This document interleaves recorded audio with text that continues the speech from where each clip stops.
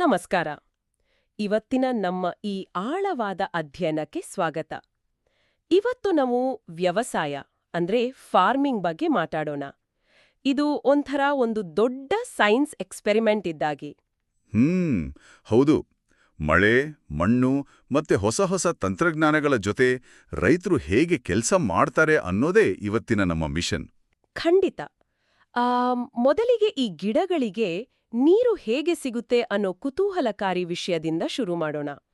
ನಮ್ಮಲ್ಲಿ ಬಹಳಷ್ಟು ಜಮೀನುಗಳು rainfed agriculture ಅಂದ್ರೆ ಬರೀ ಮಳೆಯನ್ನೇ ನಂಬಿಕೊಂಡಿವೆ ಅಲ್ವಾ? ನಿಜ. ಆದ್ರೆ ಮಳೆ ಇಲ್ಲದಾಗ ಬೆಳೆ ಉಳಿಸ್ಕೊಳ್ಳೋಕೆ ನಮ್ಗೆ ಇರಿಗೇಟೆಡ್ ಅಗ್ರಿಕಲ್ಚರ್ ಬೇಕಾಗತ್ತೆ. ಹೌದು. ಹಳೆ ಕಾಲದಲ್ಲಿ ಮಹಾರಾಷ್ಟ್ರದ ಫ್ಯಾಡ್ ಸಿಸ್ಟಮ್ ಮತ್ತೆ ಈಶಾನ್ಯ ಭಾರತದಲ್ಲಿ ಬಿದಿರಿನ ಪೈಪ್ ಬಳಸಿ ನೀರ್ ಕೊಡ್ತಾ ಇದ್ರು. ಆದ್ರೆ ಇವಾಗ ಡ್ರಿಪ್ ಇರಿಗೇಷನ್ ಬಂದಿದೆ.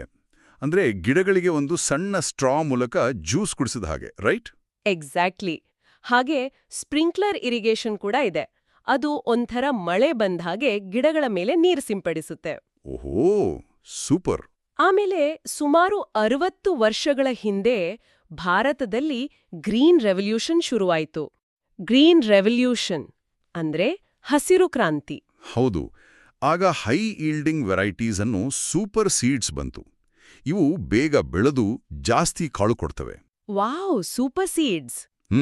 ಆದ್ರೆ ಈ ಸೂಪರ್ ಸೀಡ್ಸ್ಗೆ ಗಿಡದ ವಿಟಮಿನ್ಸ್ ಆದ ಫರ್ಟಿಲೈಸರ್ಸ್ ಬೇಕು.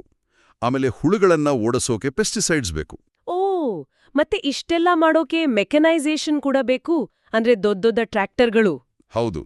ಇದರಿಂದ ಆಹಾರದ ಉತ್ಪಾದನೆ ಜಾಸ್ತಿ ಆಯ್ತು. ಆದ್ರೆ ಜಾಸ್ತಿ ಬೆಳೆ ಬಂದ್ರೂ ಒಂದು ಪ್ರಾಬ್ಲಮ್ ಆಯ್ತು ಅಲ್ವಾ? ನಿಜ. ಅತಿಯಾಗಿ ಕೆಮಿಕಲ್ಸ್ ಬಳಸಿದ್ರೆ ಏನಾಗುತ್ತೆ ಗೊತ್ತಾ? ಏನಾಗತ್ತೆ? ಸಾಯಿಲ್ ಹೆಲ್ತ್ ಸಂಪೂರ್ಣವಾಗಿ ಹಾಳಾಗತ್ತೆ. ಅಯ್ಯೋ, ಅಂದ್ರೆ ಮಣ್ಣಿನ ಶಕ್ತಿ ಕಮ್ಮಿ ಆಗತ್ತಾ? ಹೌದು. ಮತ್ತೆ ಜಾಸ್ತಿ ನೀರಿಳಿದ್ರೆ ಗ್ರೌಂಡ್ ವಾಟರ್ ಡಿಪ್ಲೀಷನ್ ಆಗುತ್ತೆ. ಭೂಮಿ ಕೆಳಗಿನ ನೀರು ಖಾಲಿಯಾಗುತ್ತೆ. ಅರೆ, ಹಾಗಾದ್ರೆ ಈಕೋಸಿಸ್ಟಮ್ ಬ್ಯಾಲೆನ್ಸ್ ಕಾಪಾಡೋದು ಹೇಗೆ? ಮತ್ತೆ ನಮ್ಮ ದೇಶದಲ್ಲಿ ಸ್ಮಾಲ್ ಫಾರ್ಮರ್ಸ್ ಅಂದ್ರೆ ಚಿಕ್ಕ ಜಮೀನಿರೋ ರೈತರೇ ಜಾಸ್ತಿ ಇದ್ದಾರೆ. ಅವರು ದೊಡ್ಡ ಟ್ರ್ಯಾಕ್ಟರ್ ಹೇಗ್ ತಗೋತಾರೆ? ಇದೇ ದೊಡ್ಡ ಸಮಸ್ಯೆ. ಬೆಳೆ ಹಾಳಾದ್ರೆ ಅಥವಾ ಯಂತ್ರಗಳಿಗೆ ಜಾಸ್ತಿ ಖರ್ಚು ಮಾಡಿದ್ರೆ ರೈತರು ಡೆಟ್ ಟ್ರ್ಯಾಪ್ನಲ್ಲಿ ಸಿಕ್ಕೋತಾರೆ. ಡೆಟ್ ಟ್ರ್ಯಾಪ್ ಅಂದ್ರೆ ಸಾಲದ ಸುಳಿ. ಪಾಪ. ಅದಕ್ಕೆ ನಮಗೆ ಸಸ್ಟೈನಬಲ್ ಅಗ್ರಿಕಲ್ಚರ್ ಬೇಕು. ಅಂದ್ರೆ ರಾಸಾಯನಿಕಗಳ ಬದಲು ಬೇವಿನ ಎಲೆಗಳನ್ನು ಬಳಸುವ ಆರ್ಗ್ಯಾನಿಕ್ ಫಾರ್ಮಿಂಗ್ ಅಲ್ವಾ? ಹೌದು. ಮತ್ತೆ ಒಳ್ಳೆ ಬ್ಯಾಕ್ಟೀರಿಯಾ ಇರೋ ಬಯೋಫರ್ಟಿಲೈಸರ್ಸ್ ಬಳಸಬೇಕು. ಇದರಿಂದ ಮಣ್ಣು ಕೂಡ ಸೇಫ್ ಆಗಿರುತ್ತೆ. ಒಳ್ಳೆ ಐಡಿಯಾ.